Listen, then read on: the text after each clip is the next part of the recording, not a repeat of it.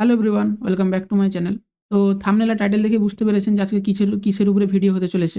তো আজকে আমি যে টপিকে ভিডিও বানাবো আশা করি সবাই এই জিনিসটার মধ্যে ইনভলভ না থাকলেও সবাই জিনিসটা শুনেছেন যে এই জিনিসটা হচ্ছে বা করছে কেউ। আর সোশ্যাল মিডিয়ায় বিশাল ট্রেন্ডিং, এখন ট্রেডিং জিনিসটা বিশাল ট্রেন্ডিং হয়ে গেছে। তো স্টক মার্কেট ট্রেডিং আপনারা সবাই নাম শুনেছেন এবং কেউ প্র্যাকটিক্যালি করেন, ঠিক আছে? তো আমি একদম বেসিক থেকে আপনাদেরকে শেয়ার করব যে ট্রেডিং সত্যি কি পয়সা ইনকাম হয়, ট্রেডিং কি বিজনেস, না ট্রেডিং গ্যাম্বলিং, না ট্রেডিং জুয়া।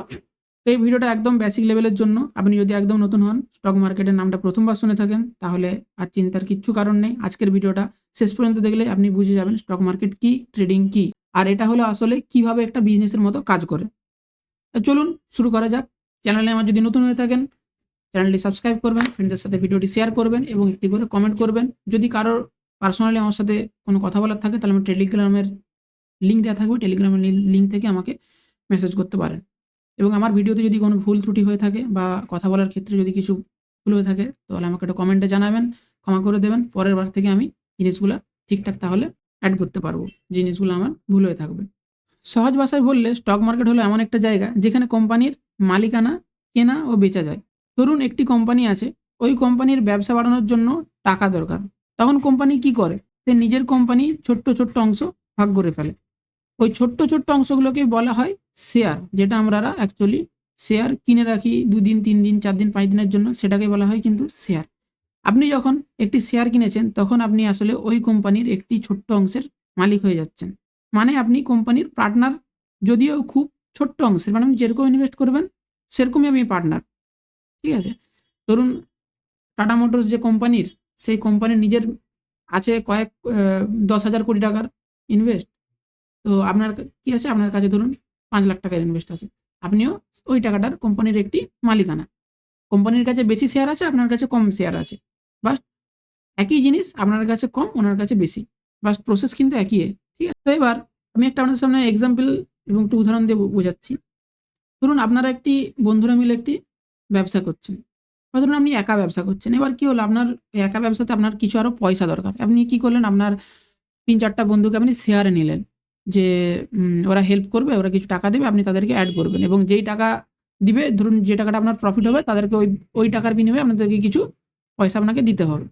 ধরুন আপনি ১০,০০০ টাকা আপনার কাছে আছে, আর আপনার যে ৪ জন বন্ধু আছে, সে আপনাদেরকে প্রত্যেকটা বন্ধু ১,০০০ টাকা করে আপনাকে দিয়েছে। টোটাল ৪,০০০ টাকা দিয়েছে।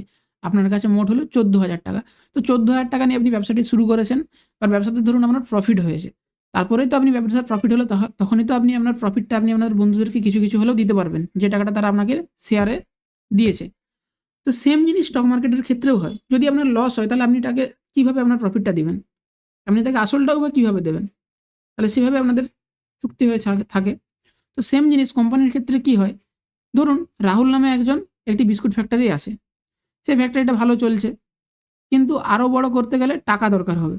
রাহুল কি করল? সে বলল, "আমার কোম্পানি আমি ১,০০০ ভাগে ভাগ করব। প্রতি ভাগের দাম ৳১০০ করে।" তাহলে এখন আপনি যদি ১০ টা ভাগ কেনেন, তাহলে আপনি দিলেন ৳১,০০০। তাহলে কোম্পানি ১০ ভাগের মালিক হলেন আপনি। ওই যে কেনা-বেচা, এই কাজটাকেই স্টক মার্কেট বলা হয়। আর স্টক মার্কেটের ক্ষেত্রে এই জিনিসটাই হয়। এখন প্রশ্ন আসবে, শেয়ারের দাম বাড়ে কেন? আর কমে কেন?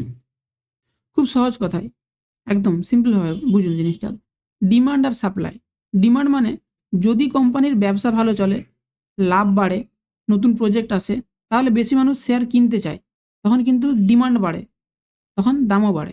ধরুন একটি টাটার গাড়ি, নতুন গাড়ি বেরিয়েছে এবং সে গাড়িটা বিশাল, মানে বিশাল চলছে, সবাই দেখছে যে গাড়িটা ভালো, খুব দেখতেও ভালো, কিনছে। এবার কোম্পানির কাছে অতটা সাপ্লাই নেই। কিন্তু মানুষের কাছে চাহিদা বিরাট, যে আমি এই গাড়িটা কিনবো, সবাই বলছে এই গাড়িটা আমি কিনবো। তখন কি করছে, কোম্পানি সাপ্লাই দিতে পারছে না এবং মানুষের ডিমান্ড প্রচুর। তখন জিনিসটার কিন্তু দাম আস্তে বাড়তে থাকবে।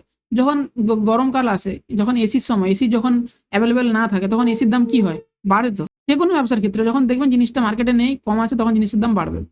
সেম তার উল্টোটাই, যদি কোম্পানির ক্ষতি হয় বা ধরুন অ্যাভেলেবেল হয়ে গেছে। এবছর সেরকম কোনো গরমই পড়েনি, কারোর কোনো এসিও দরকার নেই। তাহলে এসির বিক্রি কম হচ্ছে, তখন কি হচ্ছে, এসির দাম কিন্তু কমে যাবে। এত যে মাল কোম্পানি বানিয়ে রেখেছে, এত যে সাপ্লাই আছে কোম্পানির কাছে, কিন্তু কোনো মানুষের কাছে ডিমান্ড নেই। ওই জন্য কি হচ্ছে, কোম্পানির দামটি কমে যাবে আস্তে।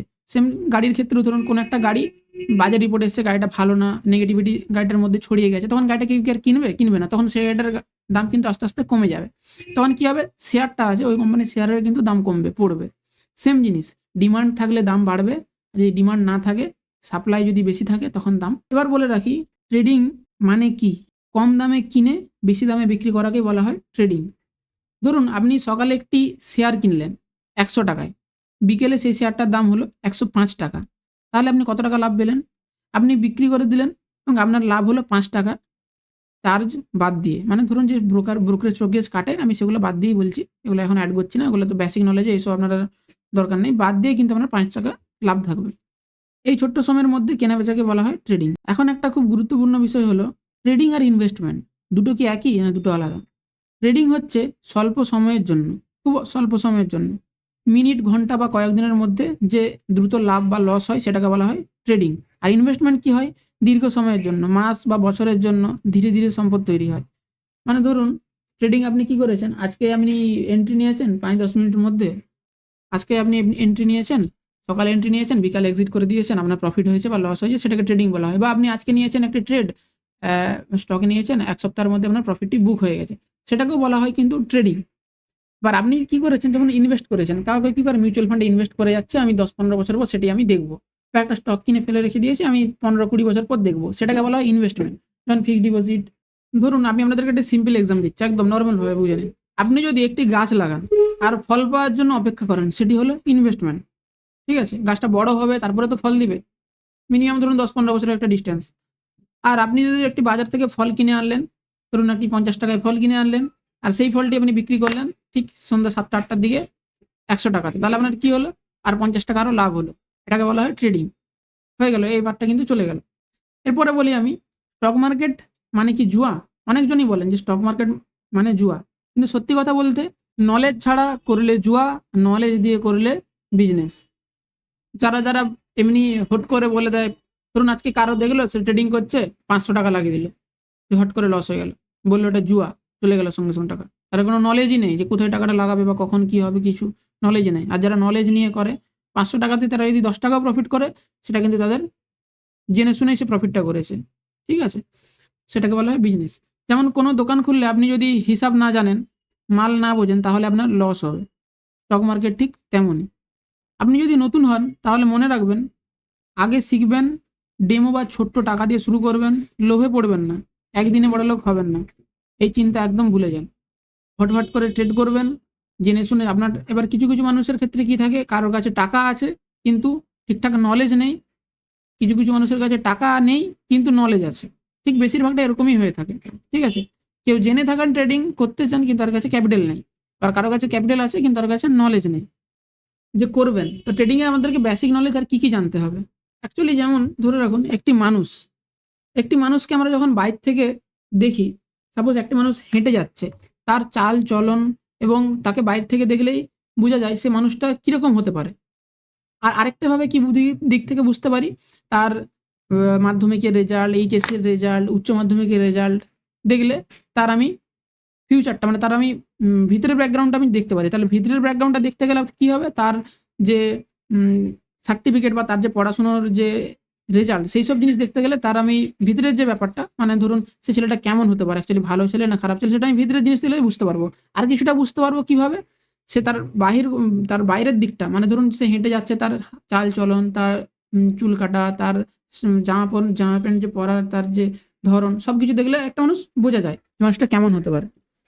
তো সেরকম জিনিসটাই আমাদের ট্রেডিং এর ক্ষেত্রে কি হয়, একটা আমরা টেকনিক্যালি ভাবে বুঝতে পারি চার্ট দেখে, যে একটা আমরা চার্ট দেখছি, এই চার্টটা দেখে আমরা বুঝতে পারি যে মার্কেটটা কি হতে চলেছে।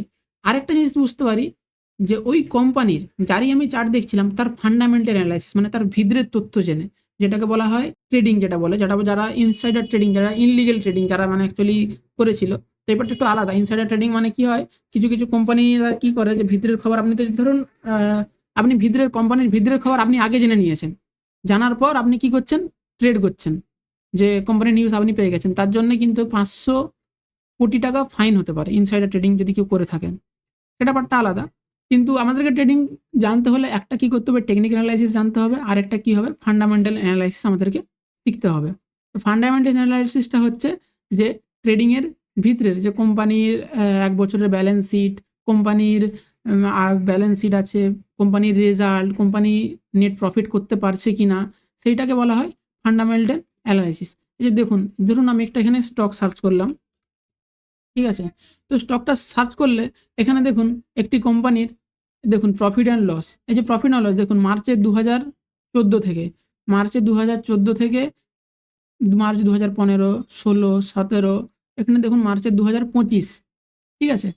তো এটা হচ্ছে তার কি, তার প্রফিট অ্যান্ড লস। সে এই প্রত্যেকটা বছর কি করেছে, প্রফিট করেছে না লস করেছে, তার যে ডিটেলস কিন্তু এখানে আছে।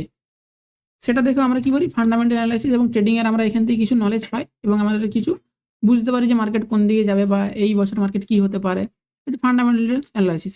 আরেকটা হচ্ছে কি, ব্যালেন্স শিট আমিও দেখতে পারি যে এখানে মার্কেটের ব্যালেন্স শিট কি আছে না আছে, তারপরে মার্কেটের ক্যাশ ফ্লো, যে ইনভেস্টর, বিশেষ করে ধরুন যখন আমরা ফান্ডামেন্টাল অ্যানালাইসিস করি তখন আমরা দেখি যে ইনভেস্টর মানে কারা কারা ওই মার্কেটে ইনভেস্টার্স আছে। প্রোমোটার আছে, এফআই আছে, ডিআই আছে, গভর্নমেন্ট আছে, পাবলিক আছে। প্রোমোটার কত পার্সেন্ট আছে? 2023 সালে প্রোমোটার ছিল 33%, 33% 2023 সালে। এখন 2025 সালেও সেম 33%-এ আছে। এফআই দেখুন 20% ছিল, এফআই 17%। তার মানে এফআই 23 থেকে 25 মানে 2 বছরে কিন্তু এফআই অনেকটা বেরিয়ে গেছে। 20% থেকে 17% মানে 3% এফআই কিন্তু আস্তে আস্তে এক্সিট করেছে। ডিআই মানে ডোমেস্টিক ইনভেস্টার হচ্ছে 20% ছিল, এখন হচ্ছে 26%। তাহলে ডিআই ডোমেস্টিক ইনভেস্টার্স মানে আমাদের ইন্ডিয়ার, ঠিক আছে? ইন্ডিয়ান কিন্তু আমাদের এখানে 26% পরপর কিন্তু বাড়ছে। এবার কি হচ্ছে, গভর্নমেন্ট মানে সরকারের ইনভেস্টমেন্ট যা আছে তাই টুকটাক হালকা হালকা বেড়েছে। পাবলিক কি করেছে, পাবলিক 24% ছিল, পাবলিক আস্তে আস্তে এক্সিট করে এখন 22%-এ চলে এসছে। তো টোটাল আমরা কি করলাম, এর যে ইনভেস্টার কে এই স্টকের মধ্যে ইনভেস্ট আছে আমরা সেটাও জানতে পারলাম। এবং আরও আপনি যদি ভিতরে ডিটেলস জানতে চান, যারা অ্যাকচুয়ালি মানে প্রো লেভেল ট্রেডার, যাদের এক্সপিরিয়েন্স আছে, তারা কিন্তু আরও ভিতরে আরও অনেক কিছু রিসার্চ করে দেখে। তো সেসব আমি আপনাদেরকে পরে শেয়ার করব যে কি কি দেখতে হয় না দেখতে হয়।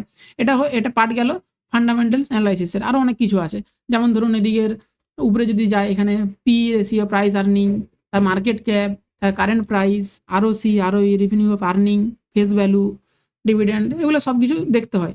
আর টেকনিক্যাল অ্যানালাইসিস কি করতে হয়, টেকনিক্যাল অ্যানালাইসিস ধরুন এই যে চার্ট, ঠিক আছে? এই ধরুন আমি এই চার্টটা ডেলিতে দেখলাম, ডেলিতে কি হচ্ছে, এটা যেমন গোল্ডের চার্ট, আমি কোনো স্টকের চার্ট আমি দেখাচ্ছি না, ঠিক আছে? ধরুন ডেলি কি হচ্ছে, হায়ার হাই বাড়তেই যাচ্ছে। এবার আমি যদি একটু 5 মিনিটের ক্যান্ডেলে দিই, 15 মিনিটের ক্যান্ডেলে দেখি, তখন এখানে মার্কেটের সাপোর্ট, রেজিস্ট্যান্স, এভরিথিং অনেক কিছুই কাজ করে। যেমন এখানে সাপোর্ট থেকে মার্কেট বাউন্স করেছে, তারপরে এখানে কি হয়েছে, সেম তার কিছু এখানে রেজিস্ট্যান্স থেকে কি হয়েছে, মার্কেট রিজেকশন নিয়েছে, দিয়ে আবার পড়েছে। সেম এখানে সাপোর্ট রেজিস্ট্যান্সের কাজ হয়েছে, আবার দেখুন এখানে সাপোর্ট রেজিস্ট্যান্সের কাজ। তো এইখানে টেকনিক্যাল আর ফান্ডামেন্টালস এরকমভাবেই কাজ হয়। সাপোর্ট, রেজিস্ট্যান্স সব কিছু দেখে আপনারা কি করেন, একটি স্টককে আপনারা মানে তার ভালো না খারাপ আপনারা জেনে শুনে একটি ট্রেড নিতে পারেন। তো একটি ট্রেড করতে গেলে আপনাকে অনেক কিছু ভালোভাবে দেখতে হবে, শিখতে হবে, তারপরে নিতে পারবেন। তো এটাকেই বলা হয় স্টক মার্কেটের ট্রেডিং। যাদের নলেজ ছিল না বা নলেজ নেই, তাহলে আজকের ভিডিওটা দেখে আপনারা আশা করি একটু হলেও আপনারা জানতে পেরেছেন, ঠিক আছে? এবং এটাকে বলা হয় সেলিং ক্যান্ডেল, এটাকে বলা হয় বাইং ক্যান্ডেল। তো এইসব জিনিস আমি ক্যান্ডেল স্টিক এগুলো আমি আপনাদের পরে শেয়ার করব, ঠিক আছে? এবং আপনারা যদি কখনো ট্রেডিং করেন, আপনারা বিশেষ করে এই টেকনিক্যাল অ্যানালাইসিস আর ফান্ডামেন্টালসের এই যেই কটাই আমি জিনিস দেখালাম, শর্টে বলে রাখি, যেমন হচ্ছে প্রফিট অ্যান্ড লস, তারপর হচ্ছে ব্যালেন্স শিট আর ইনভেস্টার, ঠিক আছে? আর এই ফার্স্টের যে এই জিনিসটা, face value, ROC, ROE, PE, market cap, ঠিক আছে, কারেন্ট প্রাইস, এই কয়েকটা জিনিস আপনারা দেখবেন, যারা সুইং ট্রেডিং করেন বা যারা ইনভেস্টমেন্ট করেন, দেখবেন মাস্ট। তো আজকের ভিডিওটা এইটুকুই। যদি ভিডিওটা ভালো লেগে থাকে তাহলে চ্যানেলটি সাবস্ক্রাইব করবেন। আর স্টক মার্কেটে কি ট্রেডিং কিভাবে এটি বিজনেসের মতো কাজ করে, পরের ভিডিওতে আমি আপনাদের দেখাবো। শেয়ার বাজার এবং অ্যাকাউন্ট কিভাবে খুলবেন, ডিম্যাট অ্যাকাউন্ট কি, আর নতুনদের জন্য কোনো বিষয়গুলি জানা জরুরি। ভিডিওটা ভালো লাগলে লাইক দিন, শেয়ার করুন, চ্যানেলটি সাবস্ক্রাইব করতে ভুলবেন না এবং একটি করে কমেন্ট করে যাবেন যদি আপনাদের কোনো কনফিউজ থাকে।